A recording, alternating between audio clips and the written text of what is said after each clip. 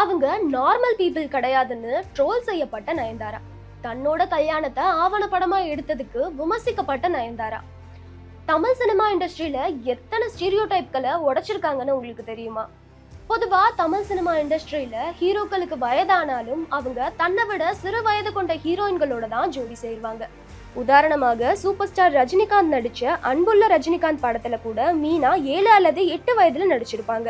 அதன் பின்னர் கிட்டத்தட்ட 9 வருடம் கழித்து எஜமான் படத்துல கதாநாயகியா நடிச்சிருக்காங்க. ஏன் 2021ல ரிலீஸ் ஆன அண்ணாத்த படத்துல கூட சப்போர்ட்டிங் ரோல் பிளே பண்ணியிருக்காங்க. ஆனா இந்த எல்லா படங்களிலும் ஹீரோ ஒருத்தர் தான். அதே மாதிரி அபூர்வ ராகங்கள் படத்துல கமலுக்கு பேரா ஸ்ரீதிவ்யா நடிச்சிருப்பாங்க. அதே ஸ்ரீதிவ்யா அபூர்வ சகோதரர்கள் படத்துல கமலுக்கு அம்மா ரோல் பிளே பண்ணியிருக்காங்க. ஆனா நயன்தாரா இந்த வழக்கமான விதியை தழகீழா மாத்தினாங்க. தன்னோட 40 வயதிலும் தன்னை விட வயதுல குறைந்த சிவகார்த்திகேயன், கவின் போன்ற ஹீரோக்களுக்கு ஜோடியாக நடிச்சு ஹீரோயின்னா ஹீரோவை விட வயசு கம்மியா தான் இருக்கணுங்கிற ஸ்டீரியோ டைப்பை அடியோட உடைச்சிருக்காங்க. கிட்டத்தட்ட 20 ஆண்டுகளுக்கு மேலாக தமிழ், தெலுங்கு, மலையாளம், ஹிந்தி என 90 படங்களுக்கும் மேல நடிச்சு தென்னிந்தியாவின் லேடி சூப்பர் ஸ்டார் என்ற பட்டத்தை தக்க வச்சுக்கிறது சாதாரண விஷயம் கிடையாது. வழக்கமாக தமிழ் சினிமாவில் FTFS கூட்டமும் வசூலும் ஹீரோக்களுக்கு மட்டும்தான் அதிகமாக இருக்கும். ஆனா மாயா, அறம், கோலமாவு கோகிலா, நெற்றிக்கண்ணுன்னு கதாநாயகிக்கு முக்கியத்துவம் கொடுக்கும் ஃபீமேல் சென்ட்ரிக் படங்களை தன் தோளில் சுமந்து பாக்ஸ் ஆஃபீஸில் பெரிய வசூல் சாதனை செய்து காட்டியிருக்காங்க. ஒரு நடிகைக்கு 30 வயசு கடந்துட்டாலும் திருமணம் ஆகிட்டாலும் அவங்க அம்மா அல்லது அக்கா ரோலுக்கு தள்ளப்படுவாங்க.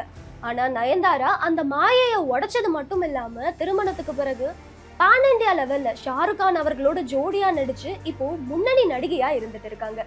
தனிப்பட்ட வாழ்க்கையில் வந்த கடுமையான விமர்சனங்கள், ரிலேஷன்ஷிப் பிரேக்கப்ஸ் மற்றும் 2 ஆண்டுகள் சினிமா இடைவெளிக்கு பிறகும் சினிமா இண்டஸ்ட்ரியில இதுவரைக்கும் யாரும் பார்க்காத ஒரு மிகப்பெரிய ராஜா ராணி படம் மூலமா கம்பேக் கொடுத்து தன்னோட இடத்தை மீட்டெடுத்தாங்க. இதெல்லாம் தாண்டி ஹீரோக்களுக்கு இணையான சம்பள வேறுபாடு சவால்களை எதிர்கொண்டு தென்னிந்தியாவிலேயே மிக அதிக சம்பளம் வாங்கும் நடிகையா உருவெடுத்து தனக்கான மார்க்கெட் வேல்யூவை உருவாக்கினாங்க.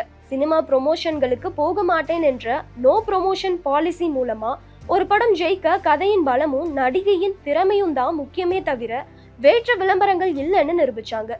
நான் சந்தித்த பல தனிப்பட்ட தாக்குதல்களையும் சினிமா பயணத்தையும் நெட்ஃபிளிக்ஸ் ஆவணப்படமான பியாண்ட் த ஃபேரி டைல்ல கூட வெளிப்படையா பேசியிருப்பாங்க. இன்னைக்கு 41 வயதிலும் கூட நடிச்ச பல நடிகைகள் துணை கதாபாத்திரத்துக்கு மாறினாலும் தன்னை டாப் ஹீரோயினாக நிலைநிறுத்தியிருக்காங்க நயன்தாரா.